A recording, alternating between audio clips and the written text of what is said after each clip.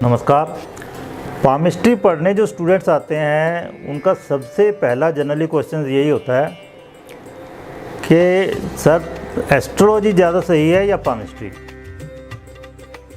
तो इसके बारे में मैं आपको बताता हूँ थोड़ा। आप समझिए, एस्ट्रोलॉजी का बेस है मैथमेटिक्स। जब तक आपको मैथमेटिक्स का अच्छा सा ज्ञान नहीं होगा आप ज्योतिष नहीं सीख सकते, जो प्रेडिक्शन नहीं कर सकते आप। जबकि पामिस्ट्री में किसी मैथमेटिक्स की ज़रूरत नहीं है, कोई कैलकुलेशन की ज़रूरत नहीं है। जनरली बहुत नाम मात्र की कैलकुलेशन की ज़रूरत है, तो यहाँ एडवांटेज है पामिस्ट्री में। दूसरा, ज्योतिष में सही काल गणना, बच्चे का टाइम ऑफ बर्थ क्या है, प्लेस ऑफ बर्थ, वहाँ का लैटिट्यूड लॉन्गिट्यूड, अक्षांश देशांतर। जबकि पामिस्ट्री में आप कहीं भी चले जाओ आपका हाथ आपके साथ में है। ज्योतिष में जब काल गणना सही होगी तभी कुंडली सही बनेगी और तभी दशाएं सही निकलेंगी, तभी तो आप सही काल गणना कर पाओगे आगे जो विंशोत्तरी दशा है। वरना तो अगर 5 मिनट का भी हेरफेर हो गया टाइम ऑफ बर्थ में आप देखो तो उसमें बहुत ज़्यादा फर्क पड़ जाएगा दशाओं में, दशांतर दशा प्रत्यंतर दशा में, जो कि स्ट्रॉन्ग होल्ड था ज्योतिष का। लेकिन पामिस्ट्री में एक मेथड है, बहुत बढ़िया टाइम टेस्टेड मेथड, और मैं पिछले 25 साल से लगा रहा हूँ इसको। ल्यूनेन मेथड है, जैपनीज़ मेथड, वो मैंने अप्लाई किया, उसमें बहुत बढ़िया टाइमिंग कर सकते हैं। और हर बार हम स्टूडेंट्स के हाथ पे अप्लाई करके बताते हैं और कहते हैं लोग बिल्कुल सही है।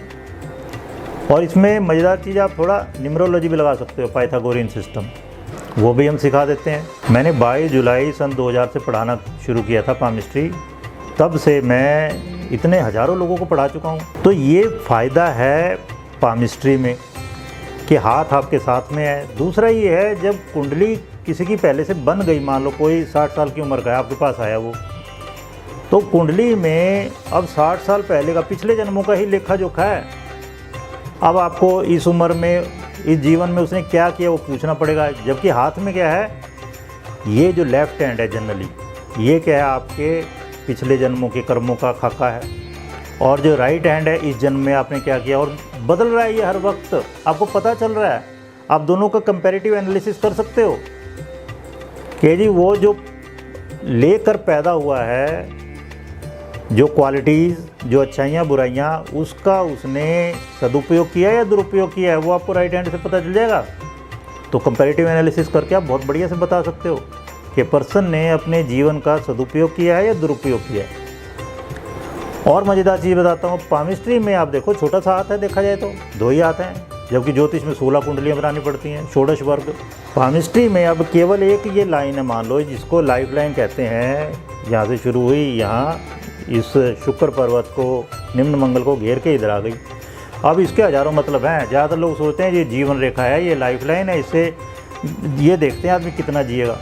पहली बात तो इसको बल रेखा भी कहा गया है। बल, दमखम कितना आदमी में, वाइटैलिटी कितनी है, कितना स्ट्रांगली जीवन जिएगा, पहले तो वो चीज़ हो गई। फिर ये है, इसके बारे में आप पढ़ेंगे, कई जगह लिखा होगा ऐसे आदमी का भरा पूरा परिवार होगा और उसके बच्चे और उसका पार्टनर उसको बहुत प्रेम करने वाले होंगे। अब मज़ेदार चीज़ क्या है, इसका लॉजिक है बहुत गहरा। जब ये लाइन आ रही है इधर अंगूठे की तरफ, अंगूठा क्या है, सेल्फ, मैं, आई, और ये क्या है, मेरी फैमिली, मेरा परिवार, शुक्र पर्वत। तो एक व्यक्ति, इसका मतलब क्या है, घूम के वापस शाम को अपने घर आएगा।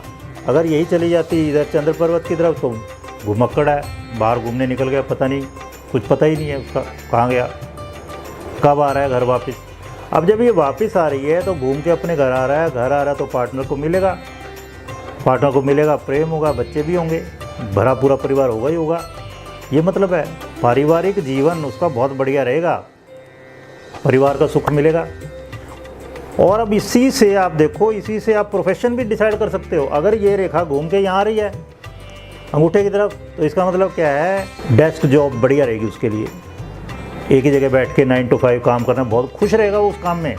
और यही अगर रेखा चली गई चंद्र पर्वत की तरफ, तो ऐसा आदमी घूमने फिरने वाली जॉब, सेल्स पर्सन है जैसे, उनको उसी में मज़ा आता है। तो इस तरह से अगर आप एम्प्लॉयर हो, अपने लिए एम्प्लॉय इस तरह से चुन सकते हो आप। और अगर आप अपने लिए खुद डिसाइड करना चाह रहे हैं, लाइफ लाइन से भी डिसाइड करते हैं कि कौन सी जॉब आपके लिए बढ़िया है, किस टाइप की जॉब आपके लिए बढ़िया है। अब यही बहुत ज़्यादा स्ट्रांगली बहुत ज़्यादा एरिया घेर रही हो, तो ऐसा आदमी बॉक्सर हो सकता है, ऐसा आदमी मैराथन रनर हो सकता है। और फिर इससे जो रेखाएं ऊपर उठ रही हैं उस वक्त में फुलफिलमेंट ऑफ डिज़ायर, आपकी इच्छा पूर्ति, कब शादी होगी, कब प्रमोशन होगी, कब आप जो स्कूल कॉलेज जिसमें भी आप एडमिशन लेना चाहते हैं, मान लो IIT में IIM में आप जाना चाहते हैं, तो कब उसमें एक्सेप्ट किया जाएगा आपको, कब आपका एडमिशन होगा। इस तरह की हज़ारों बातें हम डिस्कस करने वाले हैं आने वाले कोर्स में। लॉजिकल मैनर में हम आपको बताएंगे कि शास्त्र में ऐसा क्यों कहा है। तो ये कोर्स हम शुरू करने वाले हैं 4 फरवरी 2024 से सेक्टर 63 नोएडा में।